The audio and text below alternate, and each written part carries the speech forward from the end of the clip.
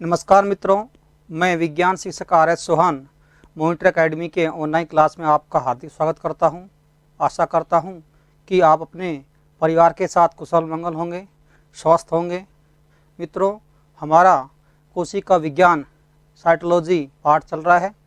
उसमें हमने कल पढ़ाया था पराक्सीसोम और हम ये पढ़ा रहे थे। मैंने आपको शुरुआत में बताया था यहाँ से क्वेश्चन निकलता है। मैंने आपको एक बोर्ड के ऊपर चार्ट बनवाया था, उसके अंदर दोहरी झिल्ली वाले कोशिकांग, एकल झिल्ली वाले कोशिकांग और झिल्ली विहीन कोशिकांग। ठीक है, तो हमने दोहरी झिल्ली वाले कोशिकांग में से 2 पढ़ लिए हैं। केंद्रक को बताया था, मैं लास्ट में पढ़ाऊंगा। मैंने आपको 2 माइटोकॉन्ड्रिया और लवक प्लास्टिड पढ़ा दिया है। केंद्रक को इसके बाद जैसे ख़त्म होते हैं सारे लास्ट में लेंगे अपन, क्योंकि केंद्रक के द्वारा कोशिका पर संपूर्ण नियंत्रण होता है। तो एक मुख्य अंग है वो, इसलिए ऑर्गन्स है वो, इसलिए उसे अपन अलग से पढ़ाएंगे। तो अपने अब चल रहे थे एकल झिल्ली वाले कोशिकांग। इसमें से मैंने आपको वर्धकाय, मैक्रोबॉडीज 4 पढ़ा दिए थे। उसके बाद में सूक्ष्म काय चल रहे हैं। सूक्ष्म काय मैंने स्फेरोसोम आपको पढ़ा दिया था और पराक्सीसोम अब चलेगा, उसके बारे में समझा कि मैं आगे बढ़ता हूँ। उसके बाद में ये 2 और बचेंगे। उसके पश्चात अपन झिल्ली विहीन कोशिकांग, जिनमें झिल्ली नहीं पाई जाती, उनका वर्णन करेंगे विस्तार पूर्वक। तो अपन चलते हैं नेक्स्ट अपने टॉपिक पर। लेकिन आपसे मैं थोड़ा सा कहना चाहूँगा कि हमारी वीडियो जो आपको हम प्रतिदिन डाल रहे हैं और प्रत्येक एग्ज़ाम व्यू से इम्पोर्टेंट है, महत्वपूर्ण है, इसलिए अपने मित्रों को शेयर कीजिए, लाइक कीजिए, जिससे हमारा मनोबल बढ़े। तो नेक्स्ट आइए अपने नेक्स्ट टॉपिक के ऊपर देखिए।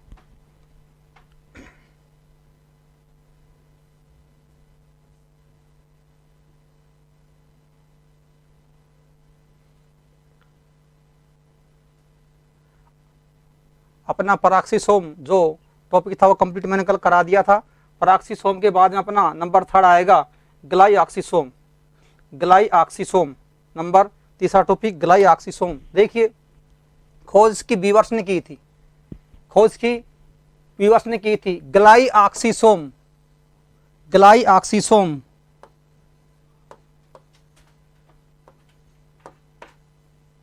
Glyoxysome glyoxysome. अब देखिए, जो ग्लाइऑक्सीसोम के अंदर ग्लाइऑक्सिलेट चक्कर चलता है। ग्लाइऑक्सीसोम के अंदर ग्लाइऑक्सिलेट चक्कर चलता है। ग्लाइऑक्सिलेट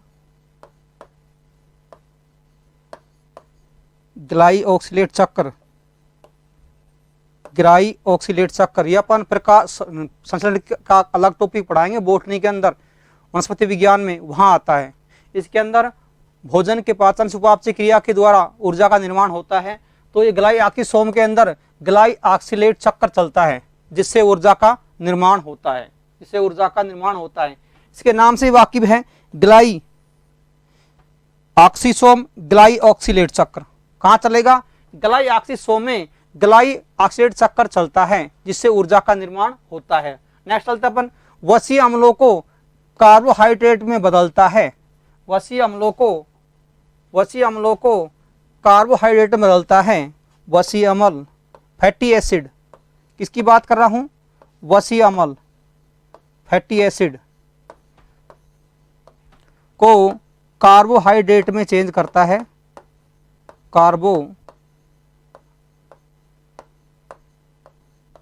कार्बोहाइड्रेट में कौन चेंज करता है?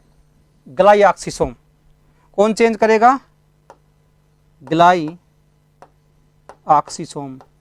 इसी में होती क्रिया है ग्लाइऑक्सीसोम। ग्लाइऑक्सीसोम किसको? वसीय अम्ल को कार्बोहाइड्रेट में चेंज करता है। वसीय अम्ल को किस में चेंज करता है? कार्बोहाइड्रेट में। कौन चेंज करता है? ग्लाइऑक्सीसोम। खोज किसने की इसकी? बीवर्स ने। खोज किसने की?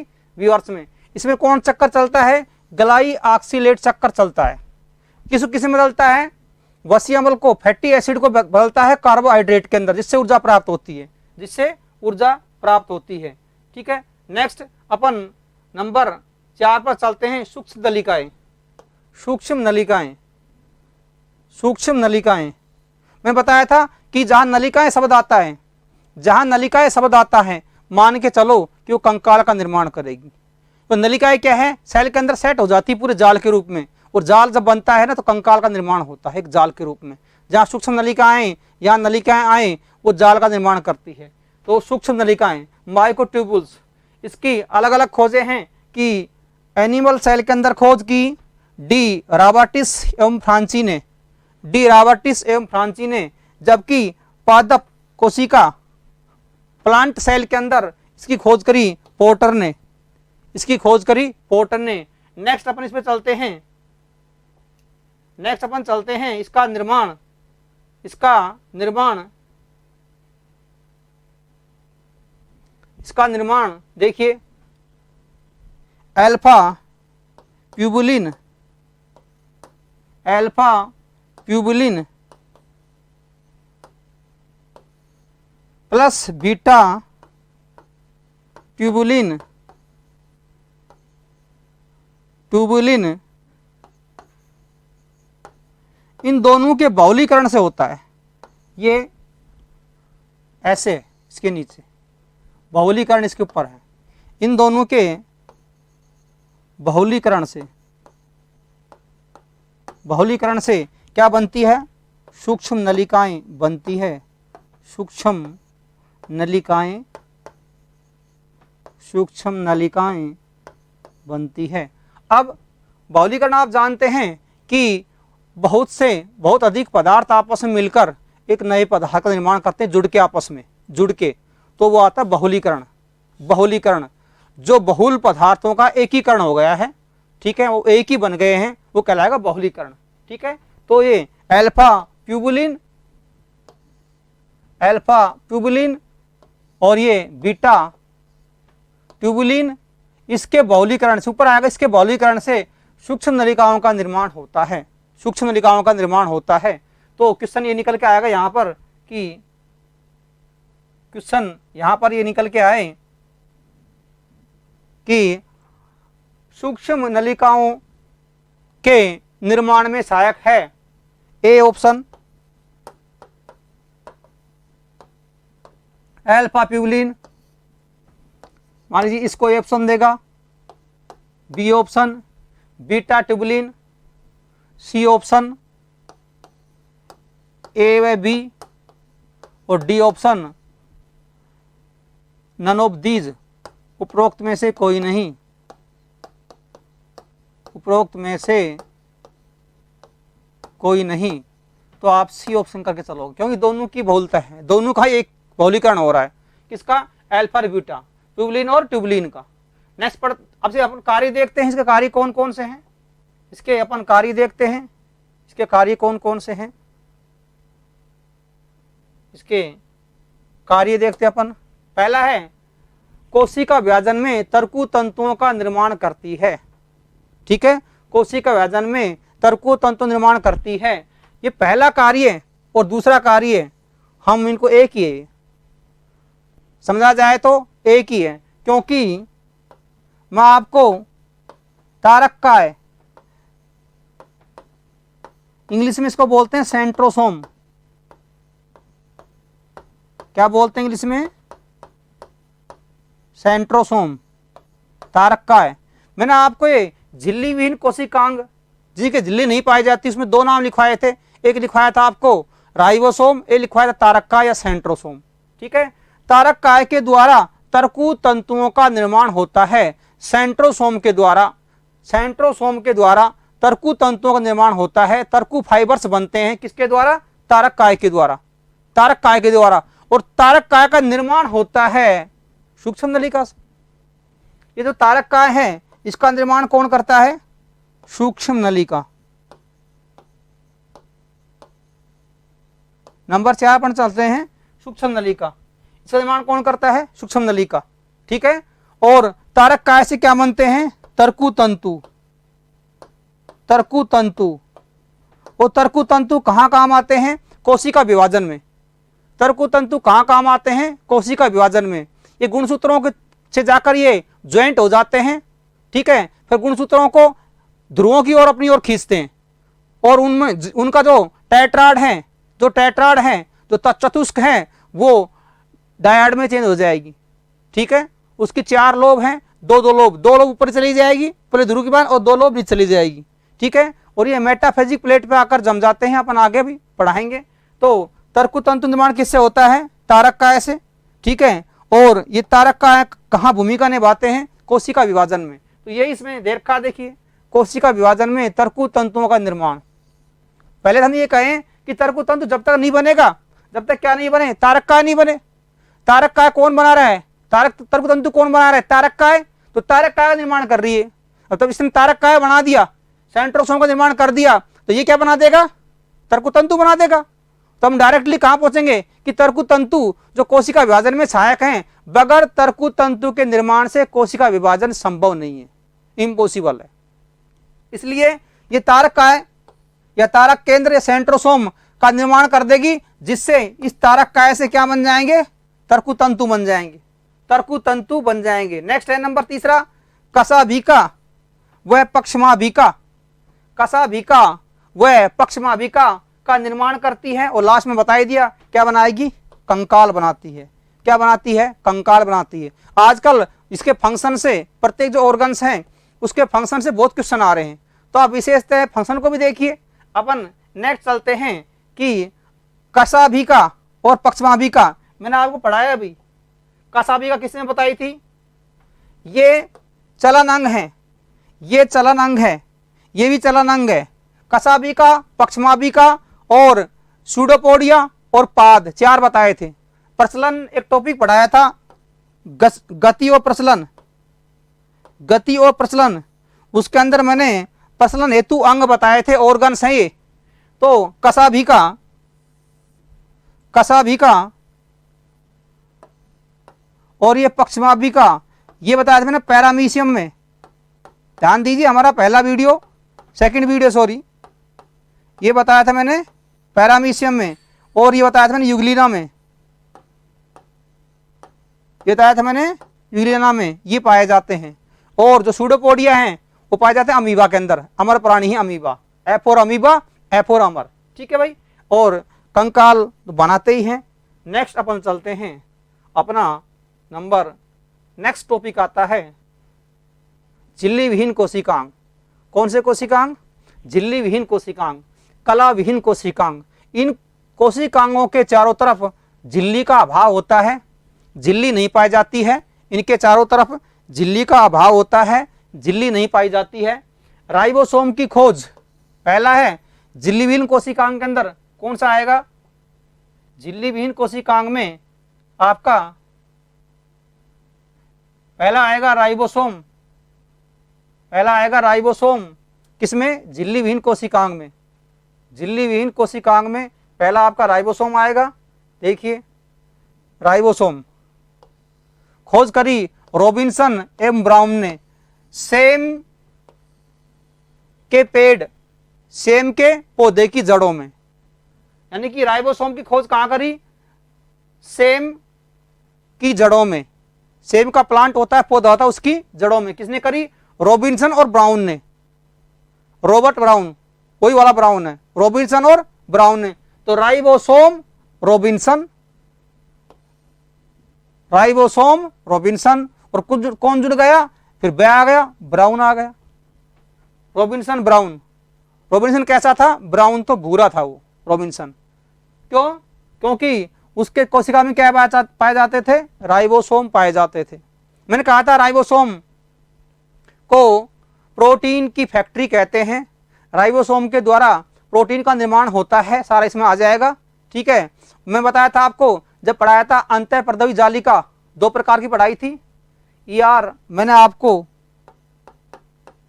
2 प्रकार की पढ़ाई थी। पहली थी अपनी खुरदरी ईआर, दूसरी थी चिकनी ईआर, चिकनी ईआर। तो खुरदरी ईआर के ऊपर, खुरदरी ईआर पर राइबोसोम उपस्थित होते हैं। खुरदरी ईआर पर राइबोसोम उपस्थित होते हैं, रेखीय क्रम में लगे होते हैं खुरदरी ईआर के ऊपर। ठीक है, और चिकनी ER पर राइबोसोम नहीं पाए जाते, चिकनी ER पर राइबोसोम नहीं पाए जाते। तो खुरदरी ER पर राइबोसोम उपस्थित होने के कारण ये प्रोटीन संश्लेषण करती है, जबकि चिकनी ER पर राइबोसोम अनुपस्थित होने के कारण ये लिपिड का संश्लेषण करती है। मैंने लिखवाया था, आपको पढ़ाया था उस समय, हमारा याद होना चाहिए। ठीक है, इसे प्रोटीन फैक्ट्री या कोशिका का इंजन भी कहते हैं। इसके चारों ओर कोई झिल्ली नहीं पाई जाती, ये झिल्ली विहीन कोशिकांग है। नेक्स्ट अपन पढ़ते हैं कि पैलाडे ने जंतु कोशिका में राइबोसोम को देखा। किसमें? पैलाडे ने जंतु कोशिका में राइबोसोम को देखा। ये देखिए, राइबोसोम को कोशिका का इंजन या कोशिका की प्रोटीन फैक्ट्री या प्रोटीन की फैक्ट्री या प्रोटीन की फैक्ट्री, क्योंकि यहां किसका निर्माण होता है? प्रोटीन बनती है, तो प्रोटीन फैक्ट्री कहलाएगी। ठीक है, कोशिका का इंजन, कोशिका का इंजन, इंजन चलता है किससे? ऊर्जा से। तो प्रोटीन जब बनेगी इसी से ऊर्जा निकलेगी, ऊर्जा भी यहां से प्राप्त होगी, इसलिए इसे कोशिका का इंजन भी कहते हैं। ठीक है, कोशिका का इंजन। और एक बात और आएगी, कोशिका का शक्ति ग्रह, कोशिका का शक्ति ग्रह किसे कहेंगे? माइटोकॉन्ड्रिया को। कोशिका का पावर हाउस कौन सा कहलाएगा? माइटोकॉन्ड्रिया। और कोशिका इंजन कौन सा कहलाएगा? यहां कंफ्यूजन होता है भाई। कोशिका का इंजन राइबोसोम, कोशिका का शक्ति ग्रह माइटोकॉन्ड्रिया, शक्ति ग्रह माइटोकॉन्ड्रिया, और इंजन कौन सा है? राइबोसोम। ये ध्यान रखिए। तो राइबोसोम मैंने आपको दो प्रकार के बताए थे। जब मैंने आपको ध्यान हो प्रोकैरियोटिक कोशिका और यूकैरियोटिक कोशिका में अंतर बताया था, तो मैंने वहां बताया था आपको कि राइबोसोम दो प्रकार के हैं, 70S राइबोसोम और 80S राइबोसोम, 70S राइबोसोम और 80S राइबोसोम। तो ये निम्न दो प्रकार के होते हैं, 70S राइबोसोम और 80S राइबोसोम। तो अपन नेक्स्ट बढ़ते हैं। पहला अपना आ गया 70S राइबोसोम। 70S राइबोसोम ये प्रोकैरियोटिक अविकसित, यूकैरियोटिक पूर्ण विकसित। प्रोकैरियोटिक के अंदर केंद्रक और केंद्रक और कोशिका झिल्ली का अभाव पाया जाएगा। यूकैरियोटिक के अंदर केंद्रक और कोशिका झिल्ली दोनों प्रेजेंट होंगे। हम किस में आते हैं? मानव किस में आता है? मानव की सेल कैसी है? यूकैरियोटिक सेल है, यूकैरियोटिक सेल है। ठीक है, और मैंने बताया था माइटोकॉन्ड्रिया कैसी सेल है? माइटोकॉन्ड्रिया, माइटोकॉन्ड्रिया में स्वयं का केंद्रक नहीं पाया जाता, इसलिए कैसी है वो? प्रोकैरियोटिक कोशिका है। ठीक है, कोशिकाओं के हरित लवक। देखिए नेक्स्ट अपन देखते हैं कि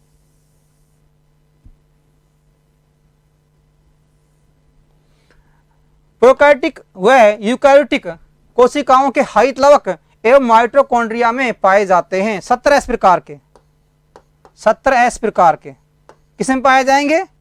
पहला, प्रोकैरियोटिक व यूकैरियोटिक कोशिकाओं के हरित लवक, प्लास्टिड का ही एक भाग है हरित लवक, क्लोरोप्लास्ट, हरित लवक में और किसमें? माइटोकॉन्ड्रिया में। और किसमें पाए जाएंगे? माइटोकॉन्ड्रिया में।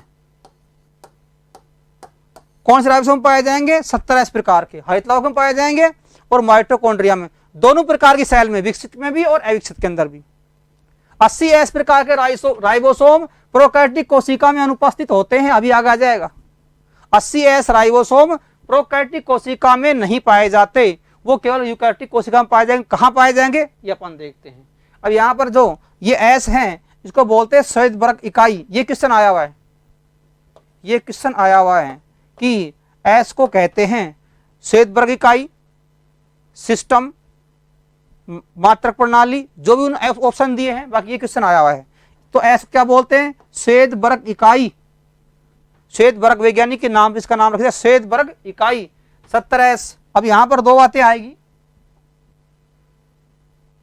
अब यहां पर दो बातें आएगी। 70S राइबोसोम बराबर 50S प्लस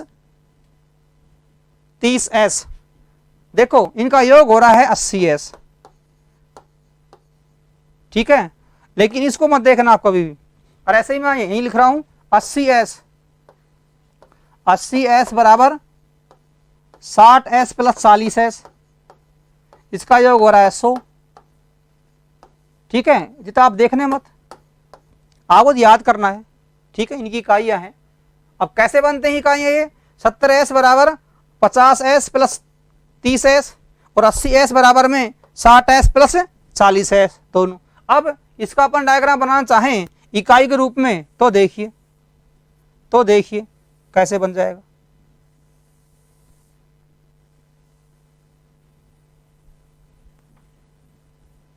तो देखिए ये 70s 50s, तो इसकी एक तो इकाई छोटी होती है और दूसरी इकाई बड़ी होती है।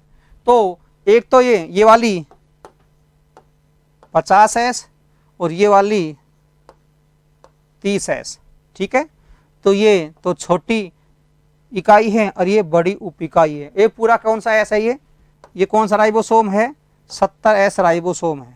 इस प्रकार बने होते हैं। ठीक है, ये तो छोटी उप इकाई है और ये बड़ी उप इकाई है। ये तो है बड़ी उप इकाई,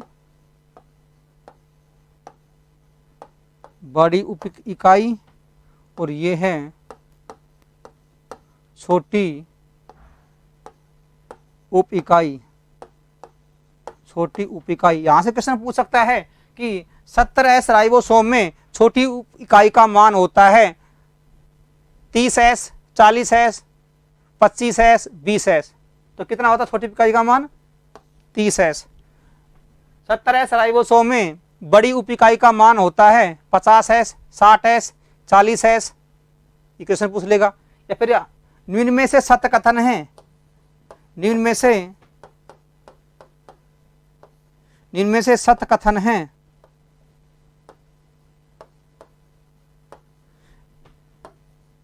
नंबर ए 70s बराबर 50s प्लस 40s, बी बराबर 70s बराबर 40s प्लस 40s, और सी बराबर 70s बराबर 35s प्लस 35s, और डी बराबर उपरोक्त सभी, उपरोक्त सभी। ठीक है, तो यहां कौन सा सही है? यहां कौन सा सही है? एक मिनट, ये डी ऑप्शन दिख नहीं रहा। सी ऑप्शन दिख रहा है? सी ऑप्शन नहीं दिख रहा। ए ऑप्शन और बी ऑप्शन आपके सामने दिख रहे हैं। ए ऑप्शन दिख रहा है 70s बराबर 50s प्लस 40s, और 70s बराबर 40s प्लस 40s। ठीक है, अब मैं यहां बना देता हूं।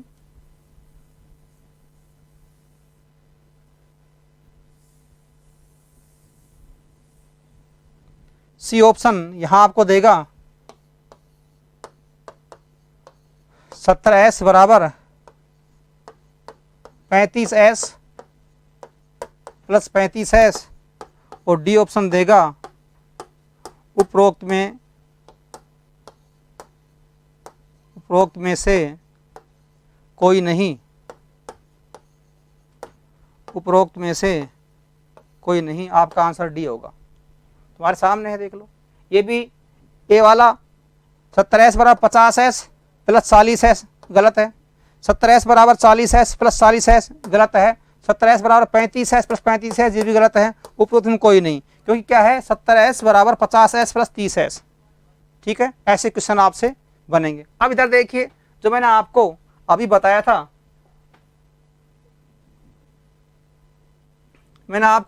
था, कि जैसे दो उप इकाइयां बनती है आपस में, ये छोटी उप इकाई है और ये बड़ी उप इकाई है। ये तो 50s और ये 30s, तो ये यहाँ से जुड़ी होती है, यहाँ से हट भी सकती है और ये संयोजन भी होता है। तो ये संयोजन, इसका जुड़ना, ये क्वेश्चन आया हुआ है, इसका जुड़ना, ये हटना Mg plus 2 ion, Mg plus 2 ion की सांद्रता पर निर्भर करता है। सांद्रता पर निर्भर करता है, सांद्रता पर निर्भर करता है,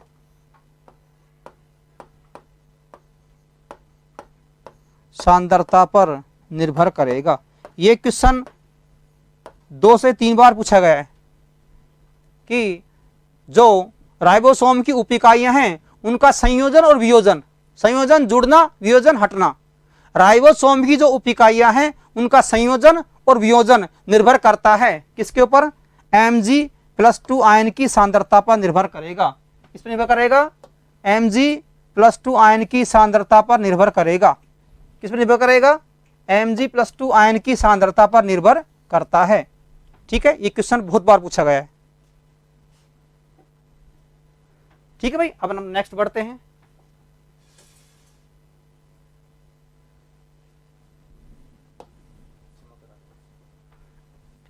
अब नेक्स्ट अपन आते हैं कि 80S ribosome, 80S ribosome, 80S ribosome मैंने आपको समझाया था अभी कि 80S राइबोसोम की जो 2 उप इकाइयां हैं वो कौन कौन सी है? 60S plus 40S, 60S plus 40S। तो बड़ी जो उप इकाई है वो 60S की है और छोटी जो उप इकाई है वो 40S की है। किसकी? 80S की। मैंने बताया था आपको 70S राइबोसोम प्रोकैरियोटिक कोशिका और यूकैरियोटिक कोशिका दोनों की बात कर रहा हूं। प्रोकैरियोटिक कोशिका और यूकैरियोटिक कोशिका के हरित लवक और माइटोकॉन्ड्रिया में पाए जाते हैं। किसकी बात कर रहा हूं? 70S राइबोसोम की, तो पढ़ा चुका हूं मैं। वो कहां पाए जाएंगे? प्रोकैरियोटिक कोशिका और यूकैरियोटिक कोशिका के लवक, हरित लवक और माइटोकॉन्ड्रिया दोनों में पाए जाएंगे। उसकी कौन कौन सी उप इकाइयां थी? 70S बराबर 50S प्लस 30S। अब आ रहे हैं 80S के ऊपर, 80S के ऊपर। देखो मैं बताया था कि 80S राइबोसोम कभी भी प्रोकैरियोटिक कोशिका में नहीं पाया जाएगा। फिर दोबारा बता रहा हूं, ये देखिए, ये केवल और केवल यूकैरियोटिक कोशिका में पाया जाता है, जो विकसित कोशिका है जिसके अंदर केंद्रक व कोशिका झिल्ली दोनों पाए जाते हैं। इसके कहां पाया जाएगा? कोशिका द्रव और खुरदरी ER के ऊपर, कोशिका द्रव और खुरदरी ER के ऊपर 80S राइबोसोम कहां पाया जाएगा? यूकैरियोटिक कोशिका, यूकैरियोटिक सेल के कहां कहां पाया जाएगा? नंबर 1 कोशिका द्रव, कोशिका द्रव, कोशिका द्रव। नंबर 2 खुरदरी ER, खुरदरी अंतःप्रदवी जालिका, खुरदरी अंतःप्रदवी जालिका। जो 70S राइबोसोम था वो पाया जा रहा था यूकैरियोटिक प्लस प्रोकैरियोटिक दोनों के अंदर, और वो कहां पाया था? हरित लवक और माइटोकॉन्ड्रिया में। लेकिन ये कहां पाया जा रहा है? केवल केवल यूकैरियोटिक कोशिका के अंदर। कहां? कोशिका द्रव में पड़ा मिलेगा आपको और खुरदरी ER पर मिलेगा आपको, खुरदरी ER पर मिलेगा आपको। ठीक है भाई, इसकी उपइकाई कि इसके अंदर बताया था मैंने आपको, फिर डायग्राम से फिर बता रहा हूं मैं आपको, डायग्राम से फिर बता रहा हूं आपको मैं। देखिए इसके अंदर 40S छोटी उपइकाई अंडाकार होती है। मैं इसको आप डायग्राम के द्वारा बता देता हूं, मैं इसको डायग्राम द्वारा बता देता हूं। देखिए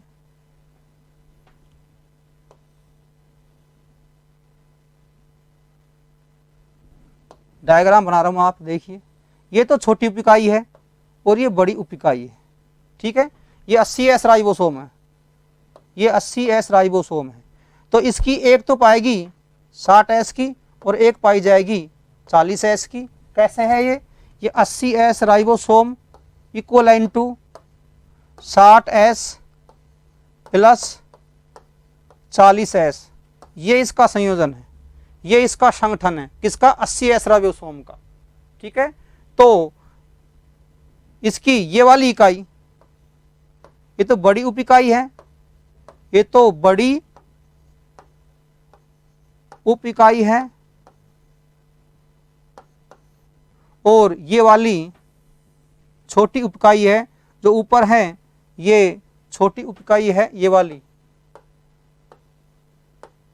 छोटी उप इकाई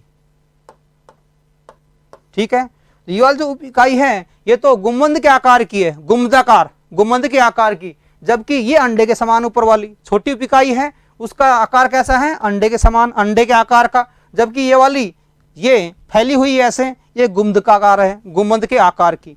ठीक है, और संगठन बताया मैंने आपको 80s बराबर 60s प्लस में 40s। यहाँ से क्वेश्चन वैसे ही पड़ेगा जो मैंने आपको 70s में बताया था, लेकिन यहाँ पर फिर अंतर कर लीजिए, दोनों में क्या अंतर है, 70s और 80s राइबोसोम में।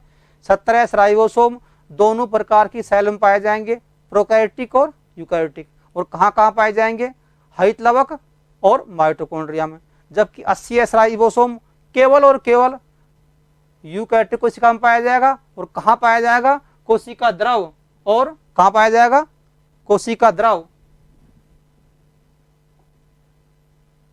कोशिका द्रव और खुरदरी यार पर, और खुरदरी यार पर, कोशिका द्रव और खुरदरी यार पर। अब यहां से क्वेश्चन कैसे बनेगा ये देख लीजिए, 80s राइबोसोम उपस्थित होगा, उपस्थित होगा, ए ऑप्शन, 80s राइबोसोम उपस्थित होगा कोशिका द्रव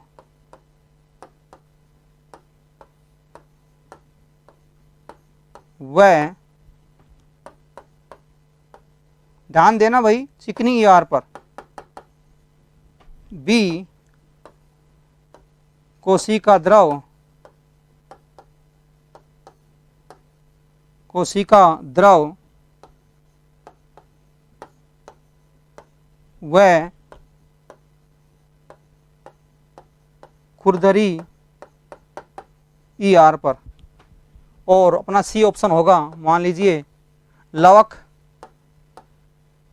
व माइटोकॉन्ड्रिया, लवक व माइटोकॉन्ड्रिया,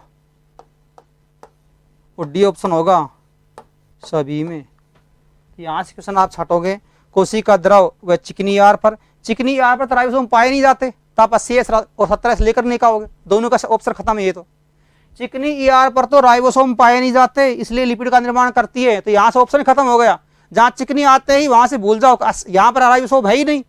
हाँ, कोशिका द्रव में पाए जाएंगे, लेकिन दोनों एक ऑप्शन में आ रहे हैं, चिकनी ईआर पर राइबोसोम पाए नहीं जाते, खुरदरी ईआर पाए जाते हैं, और यहाँ तो पाए जा रहे हैं। अब कोशिका द्रव व खुरदरी ईआर के ऊपर, खुरदरी ईआर के ऊपर। अब देखो यहाँ से इससे एक क्वेश्चन तो ये बन गया, अब यहाँ से इससे अच्छा क्वेश्चन कौन सा बन रहा है, जो जिसको मैं आपको लेकर चल रहा था, कि क्वेश्चन यहां पर यह बनेगा सेकंड वाला, 80s ribosome, 80s ribosome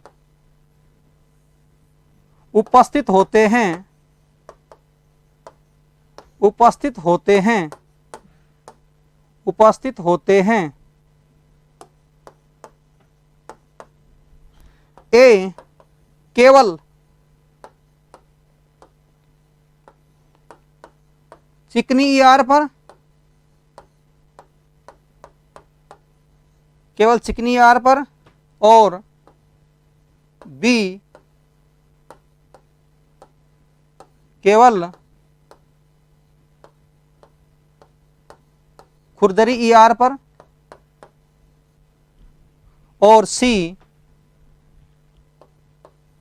option चिकनी ईआर व चिकनी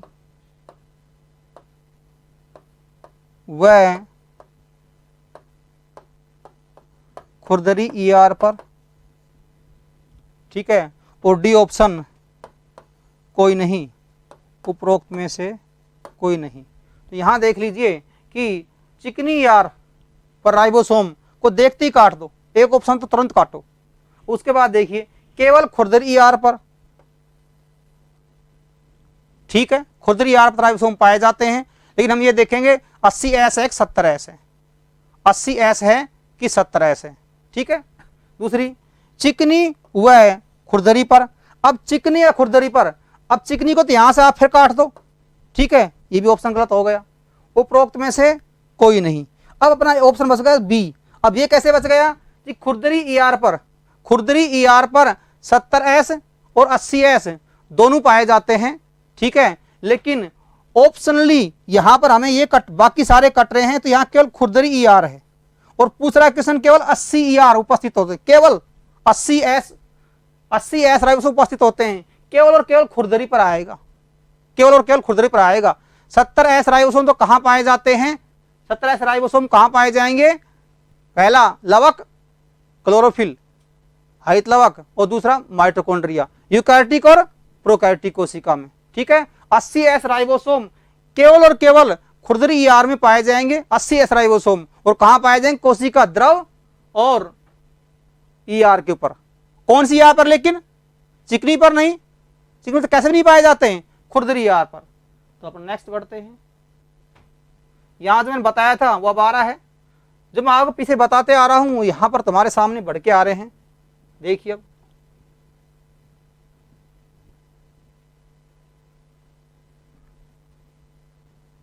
जुड़ना, संयोजन, जुड़ना, वियोजन, हटना, टूटना। संयोजन का अर्थ होता है जुड़ना, वियोजन का अर्थ होता है हटना। किस आयन की सांद्रता पर, Mg+2 आयन की सांद्रता पर निर्भर करता है। मैंने आपको बता दिया अभी, जैसे मैंने आपको बताए थे कि झिल्ली है, जैसे यहां जुड़ती है वाली है, यहां पर Mg+2 आयन की सांद्रता पर निर्भर करेगी, ठीक है, कि आयन की सांद्रता पर निर्भर करता है। mRNA पर अनेक राइबोसोम जुड़कर एक श्रृंखला बनाने से पॉलीराइबोसोम या पॉलीसोम कहते हैं। mRNA पर अनेक राइबोसोम, कि सर अनेक कौन कौन से हैं, ये देख लीजिए।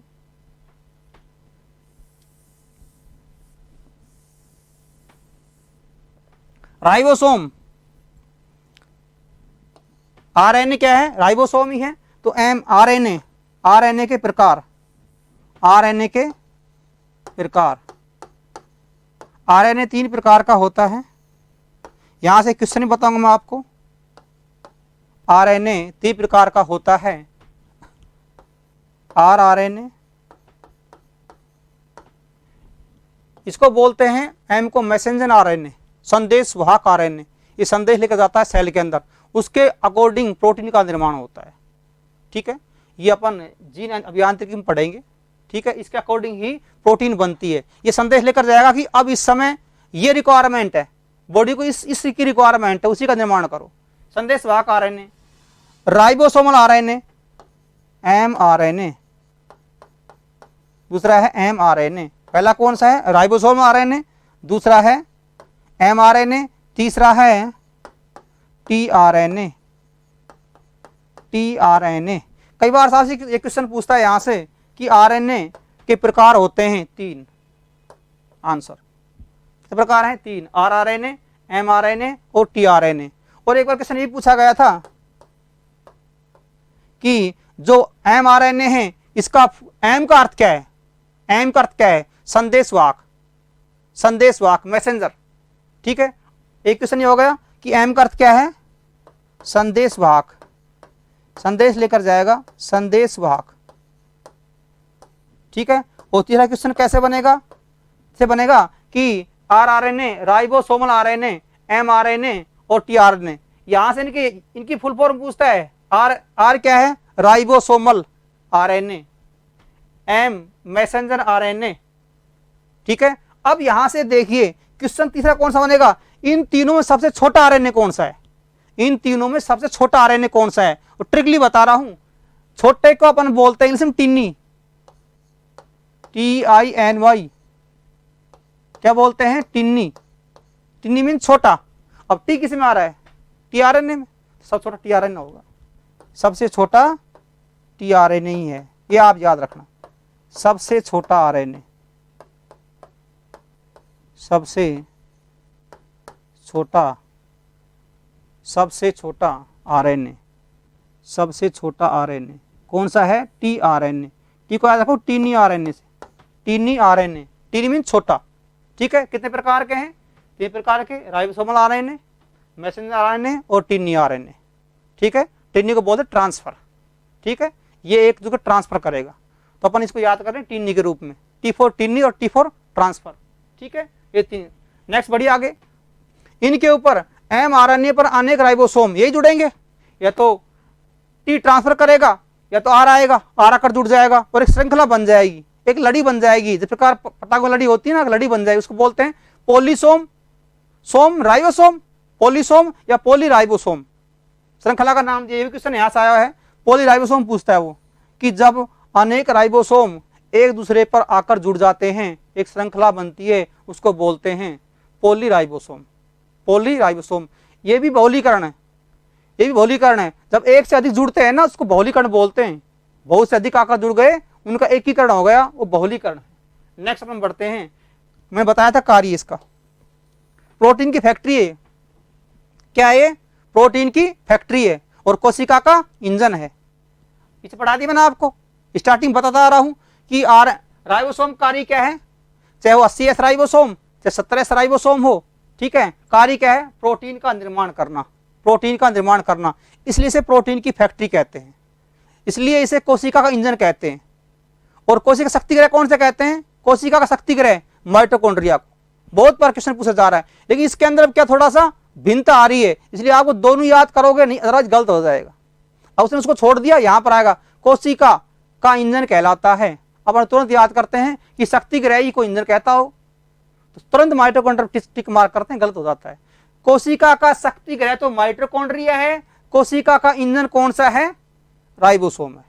ठीक है भाई, तो अपन नेक्स्ट बढ़ते हैं। और यहाँ ये वाला क्वेश्चन बहुत बार पूछा जा रहा है, वियोजन और संयोजन दोनों ही Mg+2 आयन की सांद्रता पर निर्भर करते हैं। यहां लिखेगा आपसे वो Fe+2 और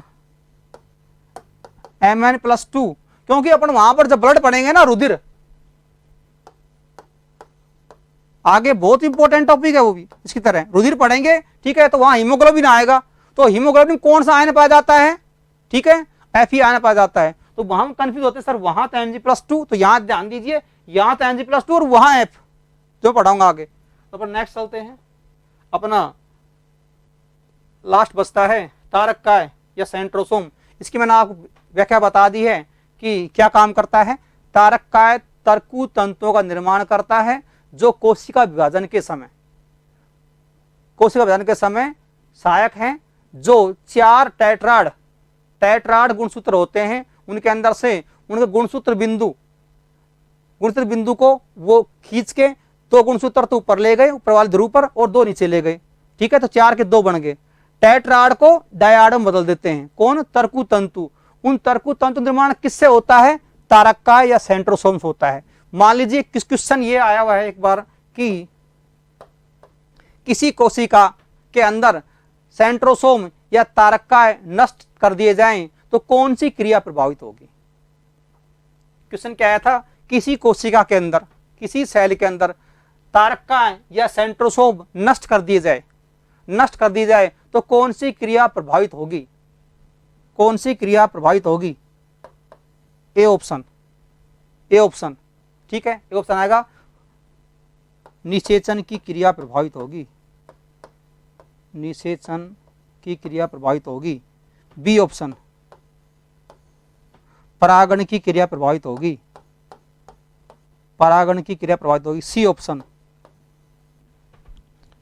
कोशिका विभाजन की क्रिया प्रभावित होगी, कोशिका विभाजन।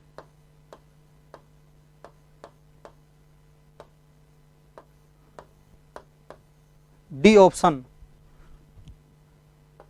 उपरोक्त में से कोई नहीं, यानी कोई सी क्रिया प्रभावित नहीं होगी, उपरोक्त में से कोई नहीं। बताइए आंसर, लिखा हो तुम्हारे सामने, समझाया पहले मैंने। तारककाय क्या बनाएगा? तर्कु तंतु। क्या करेंगे? कोशिका विभाजन में सहायक है। ये देख लीजिए आंसर नंबर सी, कोशिका विभाजन की क्रिया सहायक। ये प्रभावित हो जाएगी, कोशिका विभाजन होगा ही नहीं, एक सेल दूसरा सेल बनेगी ही नहीं, विकास रुक जाएगा, विकास होगा नहीं, विकास होगा ही नहीं, ठीक है। जहां पर विकास वहीं पर विकास रुक जाएगा, ठीक है। बॉडी जितने वेट का व्यक्ति है, ठीक है, जितनी सेल्स है वहीं रुक जाएगी। 1 की 2, 2 की 4, 4 की 8, 8 की 16 नहीं बनेगी, विभाजन रुक जाएगा, विभाजन होगा ही नहीं, ठीक है। इसलिए दूसरी बात, तो विभाजन नहीं होगा तो नई संतति उत्पन्न नहीं होगी, नई संतति उत्पन्न नहीं होगी तो नए गुण नहीं आएंगे, ठीक है। आजकल जो अपनी जो संतति है वो पैतृक से, माता पिता से गुणों के अंदर भिन्न है, ठीक है। वो इसलिए भिन्न है कि गुणसूत्र ये जो टेट्राड होते हैं एक दूसरे से कट जाते हैं, फिर इनमें ओवरलैपिंग होती है, ओवरलैपिंग से गुणसूत्रों पर जो खंड होते हैं उनके जीनों का स्थानांतरण हो जाता है, जिससे गुण एक दूसरे में स्थानांतरित हो जाते हैं और विभिन्नताएं आ जाती है। अपन कहाँ पढ़ेंगे? आनुवंशिकता में पढ़ेंगे नेक्स्ट चल के। ठीक है भाई, तो ये देखिए, यदि सेंट्रोसोम या तारक काय को नष्ट कर दें किसी कोशिका के अंदर, ठीक है, तो कौन सी क्रिया प्रभावित होगी? कोशिका विभाजन नहीं होगा, कोशिका विभाजन रुक जाएगा। तो नेक्स्ट बढ़िए, टी बोवेरी ने सर्वप्रथम सेंट्रोसोम, बात नहीं तारक काय ने नाम दिया, ध्यान देना इस बात को, तारक काय ऑप्शन में आएगा, तारक काय भी ऑप्शन में आएगा, तारक काय ऑप्शन में आएगा कि टी बोवेरी ने शब्द दिया तारक काय सेंट्रोसोम, ये इसका इंग्लिश वर्जन है, तो सेंट्रोसोम जो इंग्लिश वर्जन है वही नाम दिया है, तारक काय नहीं कहा है, इसने क्या कहा है? उसको सेंट्रोसोम कहा है, किसने? टी बोवेरी ने नाम दिया है। अब इसका फंक्शन पढ़ते हैं, कार्य पढ़ते हैं, कार्य मैंने आपको बता ही दिए, क्या करेगा? कोशिका विभाजन में सहायक है। क्यों? क्योंकि तारक काय तर्कु तंतु का निर्माण करता है। मैंने आपको 2 दिन से मैं समझा रहा हूं गुणसूत्र का चित्र बना के, ठीक है, गुणसूत्र का चित्र बना के मैं आपको 2 दिन समझा रहा हूं कि ये भाई गुणसूत्र है, ठीक है, ये इसकी पूंछ है, ये इसकी पूंछ है। क्वेश्चन ही आया हुआ है, क्वेश्चन ही आया हुआ है, यदि गुणसूत्र की पूंछ नहीं हो तो कौन सी क्रिया प्रभावित होगी? यदि गुणसूत्र की पूंछ नहीं हो तो कौन सी क्रिया प्रभावित होगी? पीछे वाला ऑप्शन देगा सेम, कोशिका विभाजन, निषेचन, परागण, उपरोक्त में कोई नहीं। जब इसकी पूंछ नहीं होगी और यहां पर ये अंडा है, एक कोशिका अंडा है, ठीक है, ये एग है, ये एग है, एक कोशिकी है जो एन है, तो ये पूंछ की सहायता से तरल पदार्थ में तैर कर जाएगा, पूंछ की सहायता से तरल पदार्थ में तैर कर जाएगा और यहां ज्वाइंट होगा जाकर, ये यहां पर ज्वाइंट होगा। इसकी पूंछ नहीं होगी ना तो यही निष्क्रिय रूप में पड़ा रहेगा, ये निषेचन क्रिया होगी नहीं।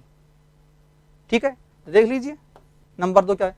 शुक्र जनन में शुक्राणु की पूंछ का उद्गम तारक काय द्वारा किया जाता है। तो क्वेश्चन ये आए कि किसी कोशिका के अंदर तारक काय या सेंट्रोसोम को नष्ट कर दिया जाए, नष्ट कर दिया जाए तो कौन सी क्रिया प्रभावित होगी? निषेचन भी नहीं होगा, निषेचन भी नहीं होगा, क्योंकि बगैर पूंछ, बिना पूंछ के ये गति नहीं कर सकता, तैर कर नहीं जाएगा। केवल पूंछ का उपयोग कहां है? तैरने में सहायक है, केवल कहां है? तैरने में सहायक है। तो इसके 2 कार्य हैं, तर्कु तंतु बनाएगा, सेल डिवीजन में सहायक है, शुक्राणु जनन के समय शुक्राणु की पूंछ निर्माण करेगा, शुक्राणु तैर कर कहां जाएगा? अंडे पर जाएगा और अंडे में, लेकिन ध्यान देना जैसे ही शुक्राणु अंडे में प्रवेश करता है पूंछ बाहर रह जाती है, केवल अगले वाला जो इसका एक्रोसोम भाग है, बताया था मैंने उस दिन आपको, एक्रोसोम, ठीक है, एक्रोसोम में भाग ही इसमें एंट्री करता है। ठीक है भाई, इसके 2 फंक्शन है, कोशिका विभाजन में सहायक है और शुक्राणु की पूंछ बनाने में सहायक। कौन है? तारक काय या सेंट्रोसोम। कौन है? तारक काय या सेंट्रोसोम। तो नेक्स्ट बढ़ते हैं, अब अपने ये खत्म हो जाते हैं, कौन से थे ये? झिल्ली विहीन कोशिकांग, झिल्ली विहीन कोशिकांग।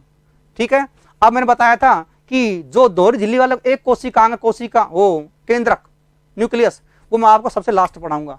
इसको कोशिका का नियंत्रक बोलते हैं। ठीक है, कोशिका, पूरी कोशिका पर सेल पर नियंत्रण कौन करता है? केंद्रक के द्वारा नियंत्रण होता है। ठीक है, इसी के अंदर गुणसूत्र पाए जाते हैं क्रोमेटिन जाल के ऊपर, इसी के अंदर केंद्रिका पाई जाती है, उसका विवरण बताऊंगा आपको मैं कंप्लीटली। तो अपना लास्ट टॉपिक रहा है इसमें केंद्रक। ठीक है, उसके बाद में अपने जो झिल्ली है, एकल झिल्ली वाले, दोहरी झिल्ली वाले और झिल्ली विहीन कोशिकांग, ये सारे खत्म हो जाएंगे। उसके बाद अपन कहाँ चलेंगे? कोशिका विभाजन पर चलेंगे, उसके बाद अपना ये चैप्टर खत्म हो जाएगा। ठीक है, बड़ी अच्छी तरीके से अपन इसको प्रत्येक कंटेंट को आराम से ले रहे हैं तरीके से।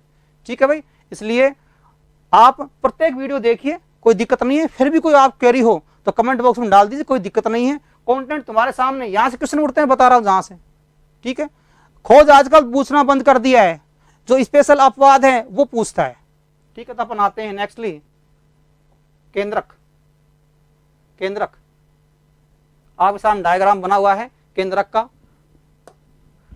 केंद्रक का डायग्राम बना हुआ है। अब इधर देख लीजिए, यह है केंद्रिका, हिंदी में लिख देता हूं, यह है केंद्रिका। केंद्रिका, न्यूक्लियोप्लाज्म, केंद्रक द्रव, केंद्रक द्रव, केंद्रक द्रव। क्रोमेटिन, क्रोमेटिन लिखा जाएगा, क्रोमेटिन, क्रोमेटिन, आप इसको जाल लिख सकते हो, क्रोमेटिन जाल, क्रोमेटिन जाल। जो गुणसूत्र बनाएगा, जो गुणसूत्र बनाएगा ये जाल ही बनाएगा। न्यूक्लियर पोर, केंद्रक छिद्र, केंद्रक छिद्र, केंद्रक छिद्र। अब देखिए इसको मैं थोड़ा पूर्ति करना चाहूंगा कि जो ये केंद्रक छिद्र है, ये वाले केंद्रक छिद्र है। ये देखो डबल लेयर है ना, एक एरी एक एरी। तो कैसा है, दोहरी झिल्ली वाला कोशिकांग है, दोहरी झिल्ली वाला कोशिकांग है। एनसीईआरटी की जो मैंने आपको बनाई थी लिस्ट, उसमें इसको नहीं दे रखा है, बाकी हम जानते हैं तो ये तो नियंत्रक है, इसके भी दोहरी झिल्ली है, ठीक है। और ये है इसकी केंद्रिका, ठीक है। केंद्रिका एक, दो या दो से अधिक भी हो सकती है, कोई दिक्कत नहीं। केंद्रक भी सेल के अंदर एक, दो या दो से अधिक भी हो सकते हैं। मैं आपको पढ़ाऊंगा जब लिखाऊंगा किस में दो होते हैं, किस में एक होता है, किस में दो से अधिक होते हैं, ठीक है। अब दूसरी बात आएगी केंद्रक छिद्र। केंद्रक छिद्र ये 8 भुजा के आकार के होते हैं। कैसे, मैं आपको अभी 8 भुजा के आकार का बनाऊंगा।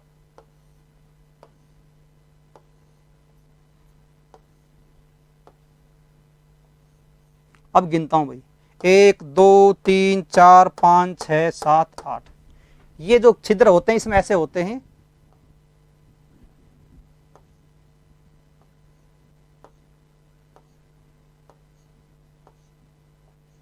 ऐसे। प्रत्येक छिद्र अष्टभुजाकार, अष्टकोणीय के रूप में होते हैं। ये प्रत्येक छिद्र, ये पोर, केंद्रक छिद्र, ये क्वेश्चन आया हुआ है। कैसे होते हैं, अष्टकोणीय छिद्र होते हैं। प्रत्येक केंद्रक के अंदर अष्टकोणीय छिद्र पाए जाते हैं। दूसरा, ये जो जाल, ये जो जाल है, ठीक है, ये महीन धागों का जाल है, महीन धागे के समान संरचना है। जैसे ही कोशिका में विकास होता है और विभाजन के समय ये धीरे धीरे जो महीन जाल है ये मोटे जाल में चेंज हो जाएगा, मोटा हो जाएगा, ठीक है। मोटा होने के बाद आपस में ये लिपट जाएगा, लिपटने के बाद में ये जो क्रोमेटिन जाल है क्रोमोनिमेटा के द्वारा जहां जुड़ेगा उस भाग को क्रोमोनिमेटा बोलते हैं। क्रोमोनिमेटा बनते ही वो तर्कु तंतु आ जाएंगे, वो इसको पकड़ लेंगे। वो कहां जुड़ते हैं, क्रोमोनिमेटा भाग से जुड़ते हैं तर्कु तंतु। और वो फिर ये जैसे ये एक जाल आ गया, ये एक आ गया, इधर में आ गया, ये ऐसा आ गया, ये ऐसा आ गया, ये ऐसे है, क्या आ गया ना, ये वाला भाग क्रोमोनिमेटा है। तो इधर से तर्कु तंतु यहां जुड़ गए, इधर चले गए, इधर से ये चले गए, दिख रहा होगा शायद, इधर से ये आ गए, ठीक है। ये यहां से टूट जाएगा ना, दो ऊपर दो नीचे चले गए, दो तो ये ऊपर ऐसे, और दो ही नीचे आ जाएंगे, दो भागों में बढ़ जाते हैं तर्कु तंतुओं के द्वारा। ये तर्कु तंतु हैं सारे, ठीक है। तो इसी से बनते हैं ये वाले, इसी से बनते हैं। इसमें क्या भरा हुआ है, केंद्रक द्रव भरा हुआ है, केंद्रक द्रव भरा हुआ है। अब नेक्स्ट यहां से जो चित्र अधूरा है इसको और मैं थोड़ा पूरा कर रहा हूं कि ये जो पोर होते हैं यहां से, मैंने आपको कल कई बार इसका डायग्राम बार बार बनाया था, दिखाया था बना के। ये लगी होती है, क्या लगी होती है, ईआर। क्या लगी होती है, ईआर, एंडोप्लाज्मिक रेटिकुलम। क्या लगी होती है, endoplasmic reticulum, endoplasmic reticulum, endoplasmic reticulum लगी होती है यहां से, ठीक है। ये एंडोप्लाज्मिक रेटिकुलम, ये ईआर है, ये ईआर है। अब ये डायग्राम पूरा होता है। वो केवल अकेला चित्र किसका था, केंद्रक का था, लेकिन केंद्रक के साथ साथ हम एनसीईआरटी के साथ साथ ये भी देखते हैं। और जिसके ऊपर राइबोसोम लगे होते हैं, ये वाली जिस पर राइबोसोम है वो कौन सी है, खुरदरी ईआर है। और जिस पर नहीं है वो कैसी है, चिकनी ईआर है, चिकनी ईआर है।